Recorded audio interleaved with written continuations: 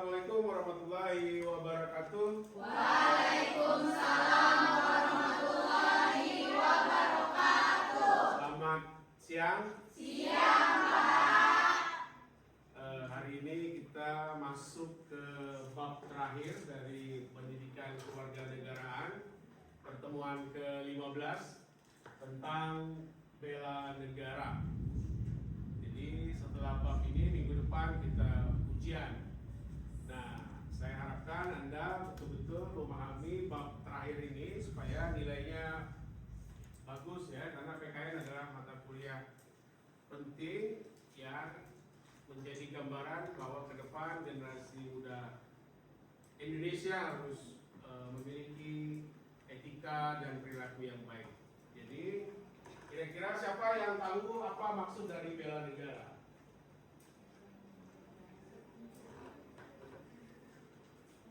Dari sebelah sini ada? Pernah dengar bela negara? Belum dengar? Ya, apa tuh bela negara?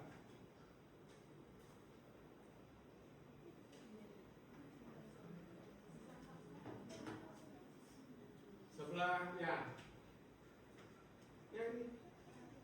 Jadi bela negara itu adalah sikap yang mana kita menjunjung tinggi tanah air kita, Pak, dengan menjaga kedaulatan dan mewujudkan kemakmuran bangsa. Ya, boleh.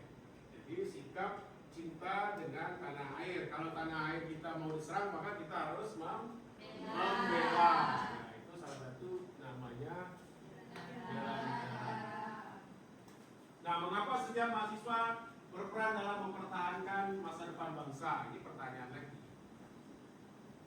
Jadi kita menggali lebih dalam, mengapa setiap mahasiswa itu berperan dalam pertahanan dan masa depan bangsa? Karena Anda adalah generasi penerus bangsa. Kalau kami kan udah kepala 4, mau kepala 5 gitu ya. Anda kan baru kepala 2. Jadi yang melanjutkan jadi dosen, jadi rektor, jadi guru, jadi menteri, jadi presiden, itu ya mahasiswa yang sekarang sedang belajar di kampus.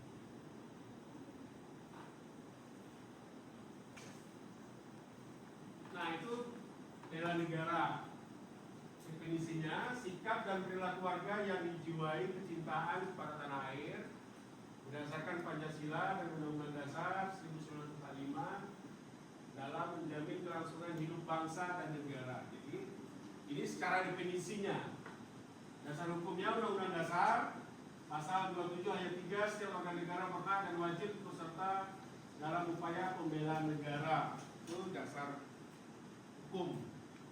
Kemudian Undang-Undang pasal 30 ayat 1, hak dan kewajiban dalam usaha mempertahankan keamanan negara, dan Undang-Undang Nomor 3 tentang khusus bela negara. Jadi ini dasar mengapa Indonesia perlu menyelenggarakan bela negara. Jadi bukan sekedar angkat senjata ya. Bela negara itu mencakup upaya fisik maupun non fisik. Ya, sekarang kita non fisik itu pendidikan, pelatihan, pengabdian di masyarakat sesuai dengan profesi yang kita geluti. Kalau dosen, misalnya penelitiannya bermanfaat untuk warga, misalnya menemukan supaya gimana kalau hujan tanah tidak banjir, gitu kan, kota itu tidak rendam, maka akademisi dan mahasiswa yang melakukan riset supaya tata kota itu bagus. Seperti Tanjung Pinang kan banjir kalau hujan. Ini kalau 1 jam hujan seperti ini banjir, termasuk dekat gedung kita ini. Tadi saya kesini banjir. Nah, bagaimana supaya air itu tidak tergenang, maka dilakukan penelitian dan pengabdian. Sejauh ini ada pertanyaan? Paham? Nah, 2 tujuan besar bela negara. Keduanya saling menopang, bangsa berdaulat dapat membangun kemakmuran, bangsa yang makmur mampu mempertahankan kedaulatannya.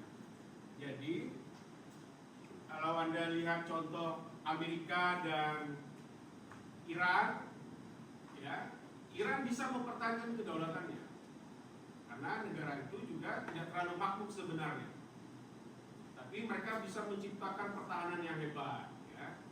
Tidak seperti Palestina. Palestina diserang Israel langsung hancur karena tidak ada alat untuk bertahan. Beda dengan Iran. Iran bisa melawan Amerika dalam perang Iran dan Amerika maupun Israel. Nah, maka negara yang makmur itu bisa melawan, mempertahankan kedaulatan. Jadi tujuan bela negara salah satunya mempertahankan keutuhan NKRI, menjaga kemandirian dalam mengambil keputusan, melindungi nilai ideologi dan identitas bangsa, serta ketahanan dari ancaman fisik dan non fisik.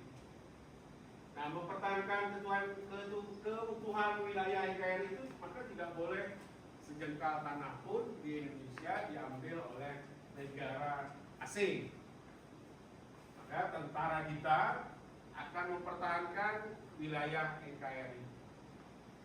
Misalnya Belanda dulu mau menyerang di tahun 1945, maka terjadilah namanya perang 10 November di Surabaya. Karena setelah kita memproklamirkan kemerdekaan, Belanda ingin mencoba masuk lagi melakukan agresi.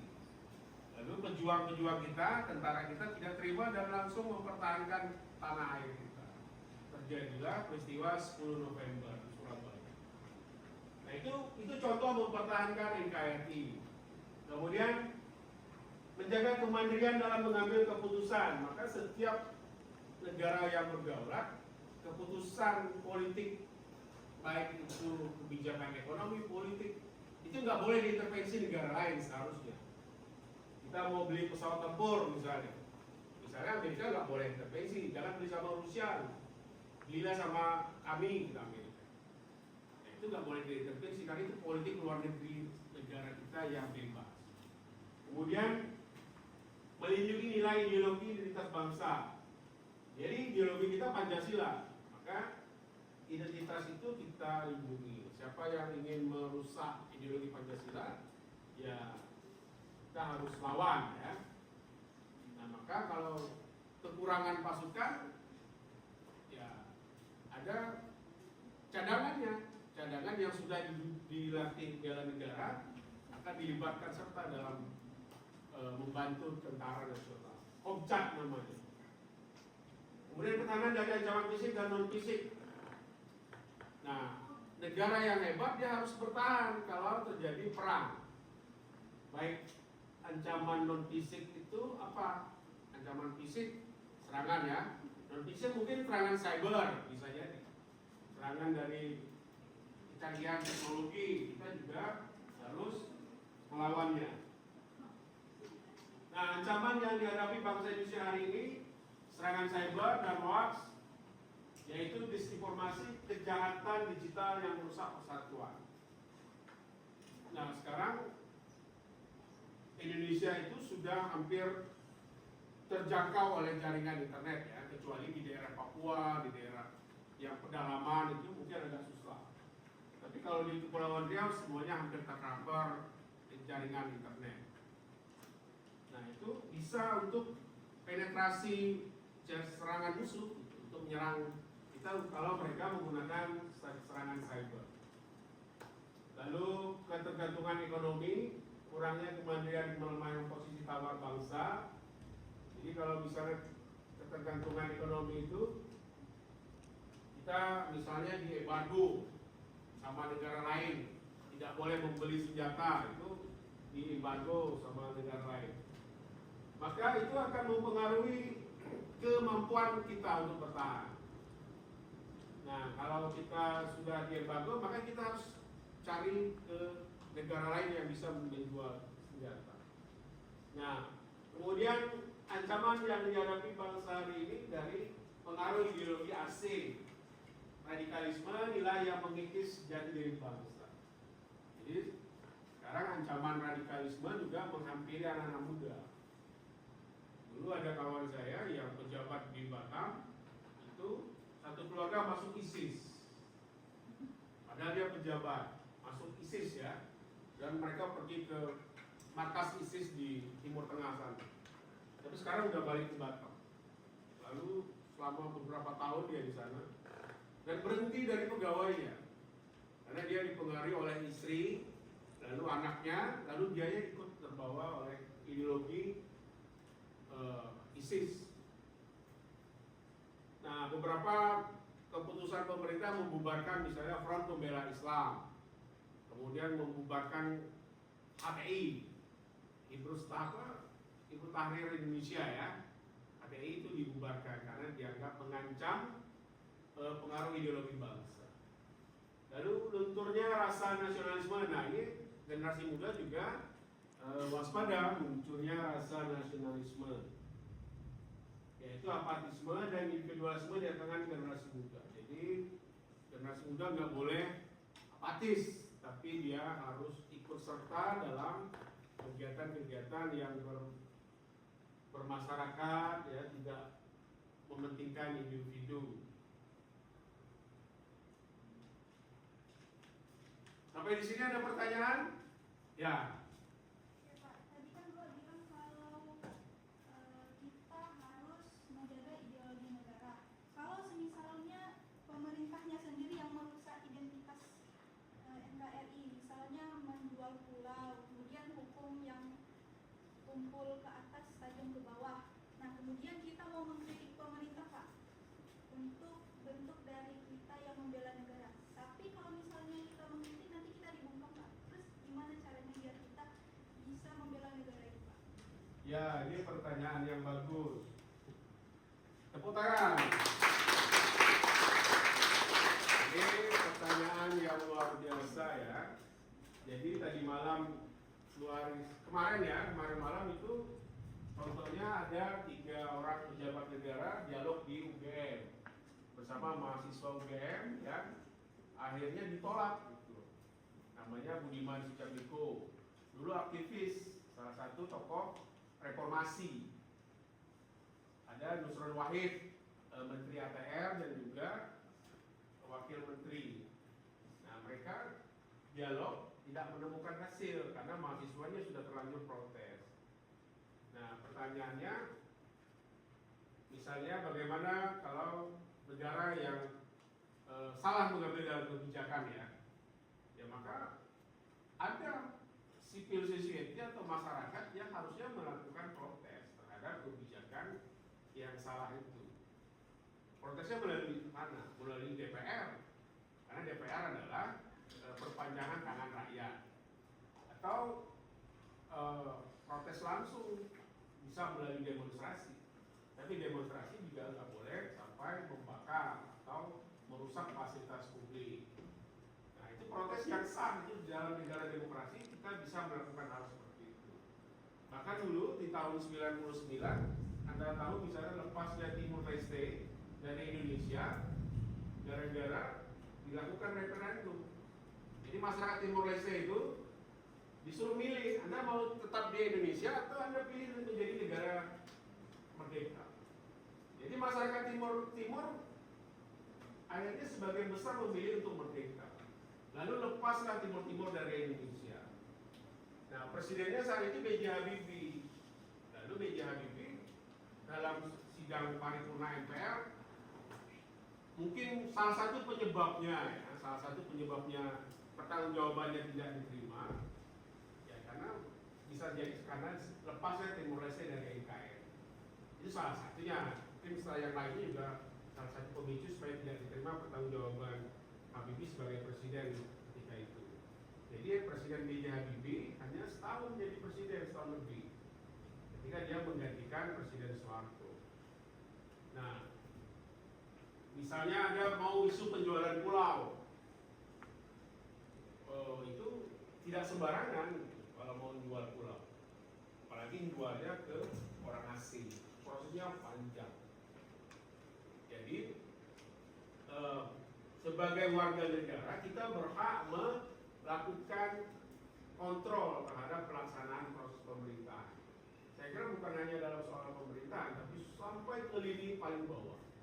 Kalau misalnya di kampung itu di desa, maka ada lembaga desa, ya, ada warga desa. Di kota, ya, ada mahasiswanya. Maka mahasiswa sebagai agen perubahan itu harus melakukan aksi kalau Anda menemukan tindakan kesewenang-wenangan pemerintah. Nah, dalam kasus sekarang yang ramai adalah kasus MBG ya. MBG, petinggi negaranya, petinggi BGN-nya diduga korupsi. Ya, maka mahasiswa harus melakukan kontrol terhadap itu. Seperti yang dilakukan teman-teman mahasiswa di UI, di UGM itu. Sekarang mulai dari Surabaya sudah mulai turun memprotes kebijakan yang dianggap mereka salah. Saya kira begitu ya. Ada yang lain? Satu lagi. Ya. Saya ingin bertanyakan, ada tuh yang bilang kalau misalnya membayar pajak tepat waktu termasuk dalam bela negara juga. Itu kenapa Pak? Membayar pajak tepat waktu juga disebut bela negara? Ya, karena bayar pajak kan bagian dari pertanggungjawaban warga negara. Banyak pajak yang mesti kita bayar. Pajak kendaraan, pajak penghasilan. Kalau saya setiap bulan pajak penghasilannya dipotong. Ya kan? Pegawai negeri semua dipotong. Karyawan swasta dipotong. Pajak hotel kalau kita menginap, kalau kita makan di restoran seperti KFC, McDonald, Starbucks, kita ngopi, bayar pajak. Apalagi kamu beli mobil mewah, impor, ada pajak barang mewah. Ya, kalau di Batam bebas impor, bebas pajak itu. Tapi kalau dia tidak boleh dibawa keluar, kalau dibawa keluar maka dia harus bayar PPN 10%. Jadi ya pajak-pajak itu yang digunakan oleh pemerintah untuk membangun negeri ini. Nah itu bagian dari bela negara. Anda bayangkan kalau misalnya warga negaranya nggak mau bayar pajak, ya repot. Jadi negara kita nggak bisa membangun tanpa adanya pajak dari rakyat gitu ya. Jadi kekayaan alam kita yang dari sumber migas, dari minyak bumi, dari pertanian itu nggak cukup untuk membiayai pembangunan Indonesia. Maka diperlukan pajak dari rakyat untuk melaksanakan pembangunan, membangun sekolah, membangun jalan, membangun gedung, menggaji pegawai negeri dan membayar guru, dosen seperti itu. Oke ya. Nah ini selanjutnya peran nyata mahasiswa. Bela negara dimulai dari bangku kuliah dan kebiasaan sehari-hari, yaitu berprestasi. Maka Anda diminta oleh negara berprestasi, cerdas ketika melaksanakan pendidikan, menuntut ilmu, berprestasi mengikuti ya pertandingan-pertandingan se-Indonesia sehingga Anda mengharumkan nama Universitas Maritim Raja Ali Haji. Anda punya prestasi baca Quran, prestasi silat, prestasi nari mungkin ya, atau prestasi lain-lainnya. Menggambar poster itu yang diinginkan oleh negara. Kemudian menjaga nilai Pancasila, menolak hoaks, ujaran kebencian dan paham radikal. Nah di Batam kasus terakhir adalah warga yang menyebarkan ujaran kebencian terhadap suku Melayu. Apa itu Melayu? Nggak bisa ngapa-ngapain, gitu. Kalah sama orang lain, ya, suku luar. Akhirnya langsung ditangkap sama polisi. Gitu. Itu contoh yang nggak baik. Jadi bisa memecah kerukunan umat, kerukunan antar suku bangsa itu nggak boleh. Lalu paham radikal itu paham yang lain itu salah, yang benar itu paham dia. Maka ini juga bisa mengancam stabilitas negara. Karena kita majemuk dari banyak suku bangsa, ada 700 suku bangsa dan ratusan bahasa daerah. Jadi nggak bisa kita berkomunikasi di dalam ruangan ini dengan bahasa Batak, bahasa Sunda, bahasa Jawa yang nggak ngerti. Maka adalah bahasa persatuan, bahasa Indonesia yang menjadi bahasa komunikasi resmi kita di perguruan tinggi maupun di sekolah. Nah, aktif di masyarakat, Anda diminta aktif. Jangan hanya kos kampus begitu. Tapi kalau ada gotong royong di tengah warga, Anda ikut serta. Ada menjadi panitia kurban, ikut dengan mak-mak memasak daging sapi ketika Idul Adha, gitu ya. Jangan menikmati saja, tapi ikut serta terlibat. Makanya itu harus aktif, ikut pos ronda kalau laki-laki. Kemudian menjaga lingkungan, minimal di rumah kita ada pohon. Saya misalnya menanam 3 pohon jambu. Saya juga menanam cabai. Jadi kalau masak Indomie nggak perlu beli cabai, tinggal dipetik aja cabai depan rumah itu. Kan lumayan ya, cabai mahal sekarang bisa petik sendiri.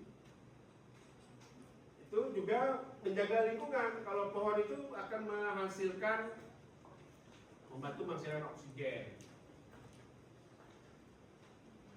Menumbuh kembangkan nasionalisme, bangga menggunakan produk dalam negeri. Nah, mulai bangga kita gitu, menggunakan barang-barang dalam negeri. Nggak perlu mahal kan, yang penting bagus, kelihatan nyaman dipakai gitu. Jangan pakai tasnya mereknya Gucci, Hermes gitu. Kan bisa dihitung gaji pegawai, kecuali Anda pengusaha. Kalau Anda pengusaha kan nggak bisa dihitung gajinya. Tapi kalau pegawai ya bisa dihitung tiap bulan gaji saya berapa gitu. Kok bisa beli tas yang puluhan juta atau ratusan juta? Berarti duitnya bisa nggak jelas. Lalu disiplin dan taat hukum.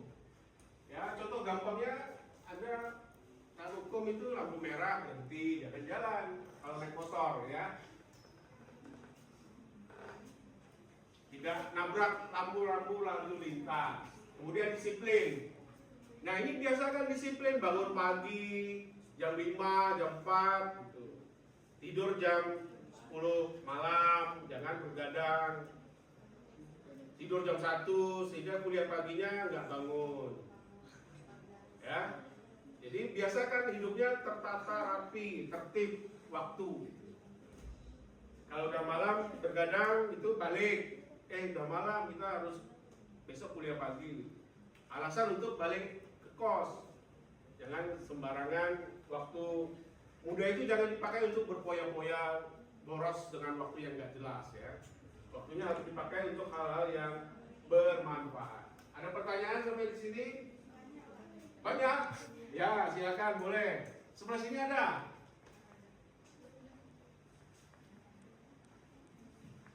Ya.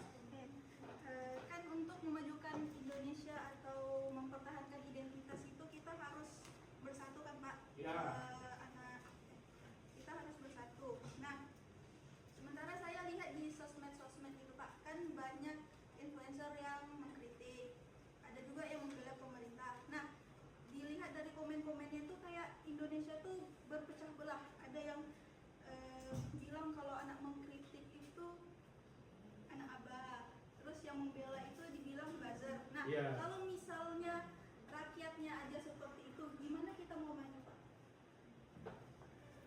Ya, itu kan memang bagian korban dari Pilpres 2024 ya. Jadi yang menang Prabowo. Nah, yang mengkritik pasti dibilang ini kelompoknya Anies atau kelompoknya Ganjar yang kalah. Padahal dalam demokrasi itu ketika pestanya sudah selesai, maka udah nggak ada lagi kelompok Anies atau kelompok Ganjar. Presiden itu ada presiden Indonesia, bukan presiden yang menang 90 juta yang milik Prabowo itu. Tidak begitu konsepnya. Jadi kalau dia sudah menang, ya sudah selesai. Dia presiden kita semua. Kalau dia mengkritik itu wajar, karena bagian dari tanggung jawab dia sebagai warga negara untuk melakukan pengawalan terhadap keberlangsungannya proses pemerintahan.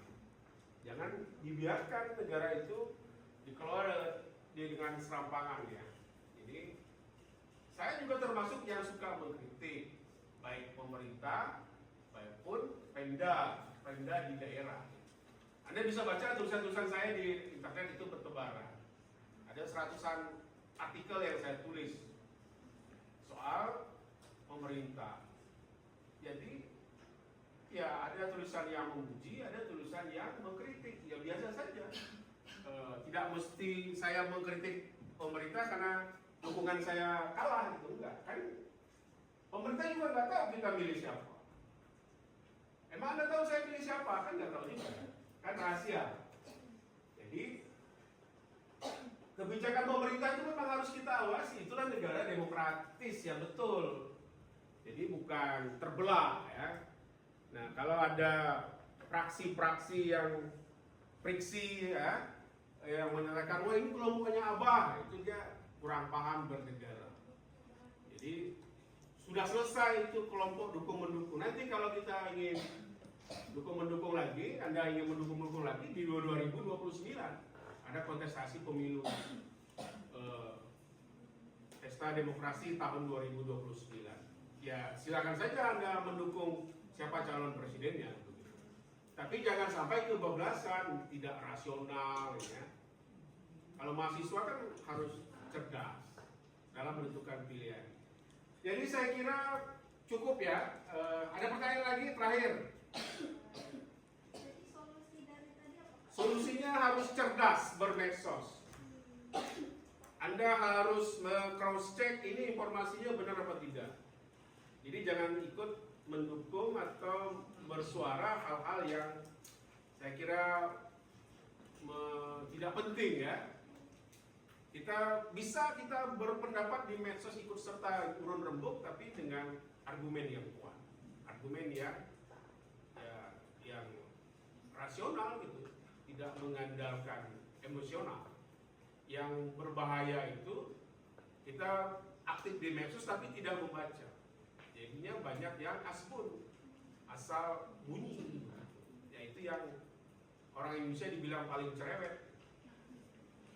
Karena dia literasinya kurang tapi ngomongnya banyak, Twitternya, postingannya banyak, tidak seimbang dengan bacaannya. Itu yang berbahaya. Cukup ya? Oke, saya kira demikian. Sampai ketemu di minggu depan. Mudah-mudahan bab ini Anda bisa memahami dengan baik. Sebagai bekal kita menjadi warga negara yang baik.